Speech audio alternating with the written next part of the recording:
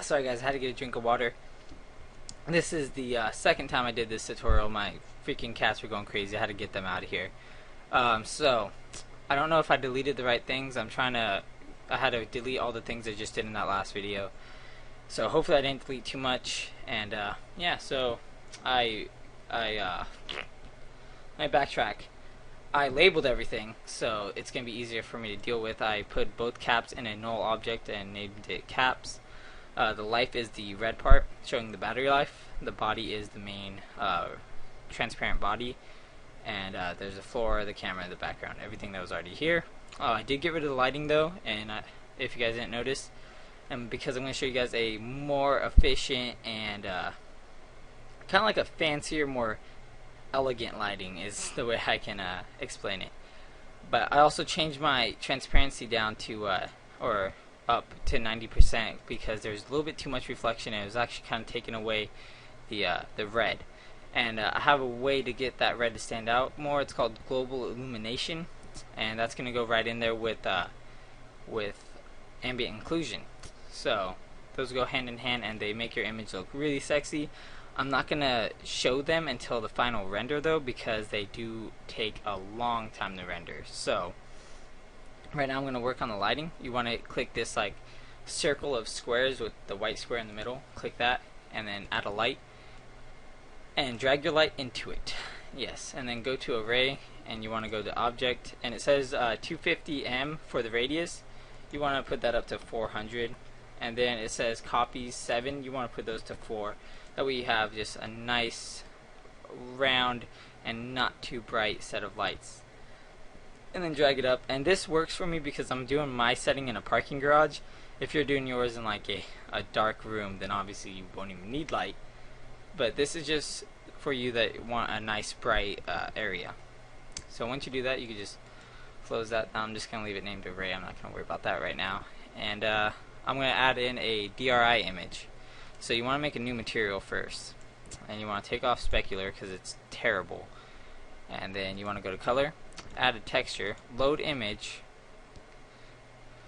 And then you want to go down to desktops, and or down your desktop or wherever you have your image saved. That's where I have mine saved. It's a parking garage. I can't even talk, but yes. Okay, so anyways, I found this image on Google. You can find plenty of images on Google. Just look up HDRI images. I might have a link to a folder of mine down below if you guys want to check that out. So once you do that, you can just exit out of it and you drag down the box of light and go to sky. Take your material that you just made, drop it on your sky, right click, go to Cinema 4D tags, compositing, yes, we're using that a lot, and then uncheck the box right here that says seen by camera. That means your reflection will be there as if it was there, but it won't be there. Pretty awesome. So I don't know if it'll show up in this render, but yeah, it does. As you can see, these lines right here, and it'll look a lot better in the once we have ambient inclusion and global illumination and such. And actually for this we're going to, I forgot I didn't check off specular. It's just terrible, so let me get rid of that. And then yeah, so global illumination and ambient inclusion will make that look a lot better. I'll show you guys how to do that right now. You want to go to render, go to render settings, or you could click on this little white directors thing right here to edit it, and I'll just do that. And I already have ambient inclusion right there. It's not checked at the moment, but what you do is go to effects, click on ambient inclusion, which is usually right up here, but since I already have it, it's not there, and click global illumination. So there we go. I'm going to uncheck both of those though, because like I said, they do take a long time to render. And then I'm going to close that down so you guys can't see the what they do yet, but what ambient inclusion does is it adds nicer shadows, smoother materials, and it smooths everything out and adds a nice gradient overlay and gradient shadows, kind of like the patch of the lighting to Minecraft. If any of you guys play that, that's pretty much what it does.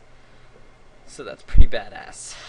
I don't know, I'm tired, but and then global illumination pretty much just takes glowing objects and makes them glow more, and it makes each color glow more on the shadows, if that makes sense. Probably doesn't, I'm sorry, but it makes sense in my mind.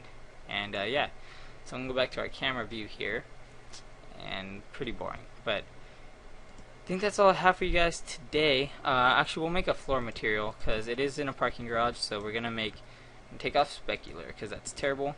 Go to color, make the color a really dark gray, almost a black. Add a reflection. You want it to look kind of wet, so you don't want it to be that reflective. And you want Fresnel again. Put that to 50. Where should we put it at? 2? I'm thinking at 1 actually. Oh, it's just nice and low. You don't want a transparency. I'm pretty sure that's all you want to add. If you guys know of anything, then feel free to add it. I'm just doing what I know. I'm going to add a blur to it. That way it's still not as reflective.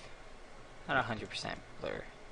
I'd like a 24 or 25 would be rounded up. But anyways, I'm going to add that to the floor, which should automatically add it to the background, but in case it doesn't, I will add it to the background. I can't even talk. So yeah, that's all I have for you guys right now. I'm actually just going to render out the final render and show you guys a picture at the end. So, peace.